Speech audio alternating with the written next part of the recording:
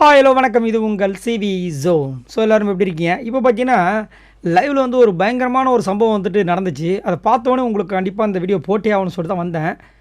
ஆனால் பயங்கரமாக திங்க் பண்ணுறாங்க. இந்த வாட்டி வந்துட்டு வந்தவங்க எல்லாருமே செம்ம ஸ்ட்ராட்டஜி. ஐயோப்பா, அதுலேயும் இந்த முத்துக்குமாரன் வந்துட்டு இப்போ அந்த அவர் பேசுனதை கேட்டவொடனே அப்படியே ஷாக் ஆகுது. ஒரு வேளை அப்படி ஆயிருக்குமோ அப்படின்ற மாதிரி செம்ம ஸ்ட்ராட்டஜி. என்ன அப்படி சொன்னார்னா, தீபக் கிட்ட தான் பேசிகிட்டு இருக்கார். என்ன சொல்கிறாருன்னா, மறைமுகமாக சொல்கிறார். அவர் சொல்கிறத வச்சு பார்க்கும்போது கண்டிப்பாக அது அசீமாக தான் இருக்கிறது வாய்ப்பு இருக்குது. ஸோ அசீமோட ரசிகருக்கு செம்ம அப்படியே கொதிச்சு போகிறாங்க. யாரை பார்த்து என்ன பேச்சு பேசுகிறீங்க அப்படின்ட்டு. பட் இருந்தாலும் அவர் என்ன சொல்கிறாருன்னா, முந்தைய சீசனில் ஒருத்தர் வந்துட்டு டைட்டில் வின் பண்ணார். ஃபுல் அண்ட் ஃபுல்லாக ஒரு விளையாடுற கேம் எல்லாமே டாக்ஸிக் கேம் தான். ஆனால் அவர் வந்துட்டு அதே மாதிரி அவர் பண்ண விஷயங்கள் எல்லாமே வந்துட்டு பச்சையாக தெரிஞ்சது நடிக்கிற மாதிரி தானே.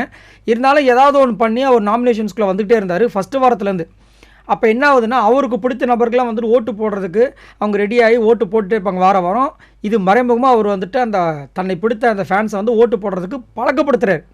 ஸோ இப்போ ஈஸியாக இந்த வாரம்லாம் இருக்கும், ஒன்றும் பிரச்சனை இருக்காது. ஆனால் ஒரு 4-5 வாரங்கள் கழித்து கொஞ்சம் கொஞ்சமாக கடினமாகும் போதும் அந்த பழக்கப்பட்ட ஆட்கள் என்ன பண்ணுவாங்கன்னா, ஓட்டு போடுறது அவங்களுக்கு தான் ஓட்டு போடுவாங்க. இப்போ அசீமுக்கு தான் ஓட்டு போட ஆரம்பித்தாங்கன்னா ஃபஸ்ட்டு வாரம், கடைசி வரைக்கும் அவங்க அசீமுக்கு தான் ஓட்டு போடுவாங்க. இது பயங்கரமான ஸ்ட்ராட்டஜி. இது நம்ம யாருமே யோசிச்சு வச்சுருக்காரு சொல்கிறாரு. ஸோ அப்படி என்ன ஆகும்போது கடைசியில் வந்துட்டு பழக்கப்படுத்திகிட்டே வந்துட்டு கடைசியில் வந்து இன்னும் வந்துட்டு ஏதாவது விஷயங்கள் பண்ணும்போது இன்னும் வாக்கு சேருது, கடைசியில் வந்து டைட்டில் அடிச்சுட்டு போகிறாங்க. ஸோ அந்த மாதிரி விஷயங்கள் நான் பண்ண போகிறேன். எனக்கு கண்டிப்பாக தெரியும். 99% நான் போக மாட்டேன், கடைசி வரைக்கும் இருப்பேன். கடைசியால் போகிறதுக்கு முன்னாடி வரைக்கும் இருப்பேன்றாரு.